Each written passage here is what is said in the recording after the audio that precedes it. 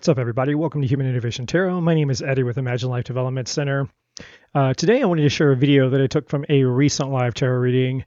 And in this video, I talk about relationships. And specifically, when you choose a person, you choose a set of problems. Most people focus on compatibility when it comes to relationships, but compatibility is not what destroys a relationship, right? Like, you'll never see somebody who's going through a breakup or a divorce say, oh my God, we were so compatible, it just didn't work out. Like, we had so many things in common, everything was great, and we got along and all the things, and we broke up, we got a divorce, right? So compatibility is a given, meaning, sure, of course, when you meet somebody and you have things in common, you share the same values, the same, love languages, the same beliefs, or, there's just some type of chemistry. Those things can bring you together, but those things are not the things that are going to make your relationship thrive, last, or survive, right? And so, unfortunately, what most people don't consider when they get into a relationship is that, hey, this person, no matter how good they are, no matter how compatible they are, how perfect they seem, every single one of us, every human being on the face of this planet is imperfect. We all have problems. Even the best of us, even the most intentional of us, even those who, the healthiest of us, if that's a word, we all have problems at some point. No one is perfect.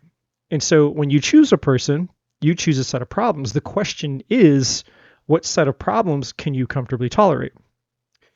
So just really quick, a quick word of warning before we get into the video. I do get very passionate in my tarot readings. So if you're sensitive to adult language or if you have any sensitive ears nearby, that's just a heads up and warning.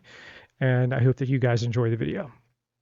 It's also, again, about seeing things for what they really are in terms of no fantasy. Okay, that's really what this is saying. The other side of the energy is like making sure that this doesn't get all fantasy, because again, these expectations are here, and when you inject a bunch of fantasy on top of some expectations, and then those expectations aren't what you get in the reality of the evolution of that relationship, as a relationship unfolds, all of a sudden there's a disappointment, and then there's another disappointment, and slowly but surely the fantasy bubble, all the air starts to get let out of the balloon, so to speak, right? And I get to say this: when you choose a person, you choose a set of problems. Every relationship. And so the way that I look at relationships these days is not necessarily about compatibility, because people don't fight over the shit that you're compatible on, right? You meet somebody and you have something in common with that person. Are you fighting with them about the things you have in common that you get along over? No.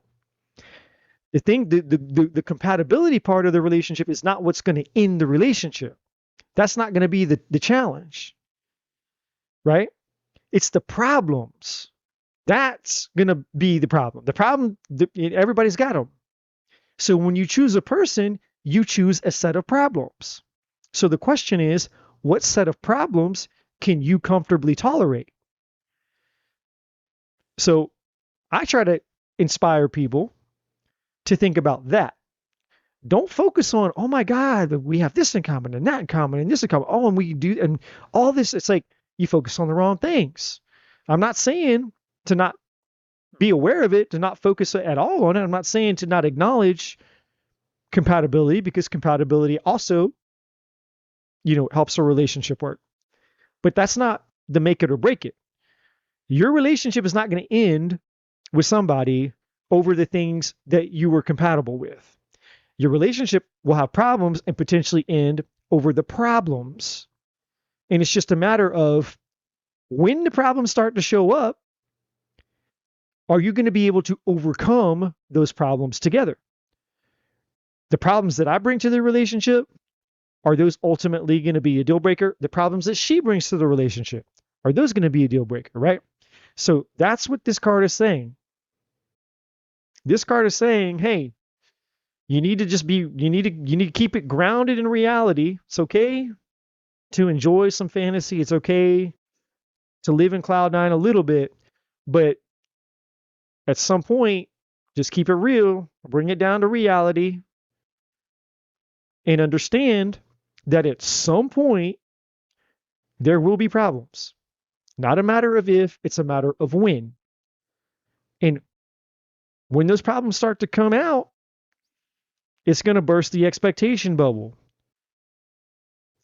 Because when you go into it thinking that, oh my God, this person's this and that, and they're this and they're that, and they're this and they're that, and they're all the things, it's like, well, they might be all the things or most of the things, but then you haven't seen the things that you didn't like.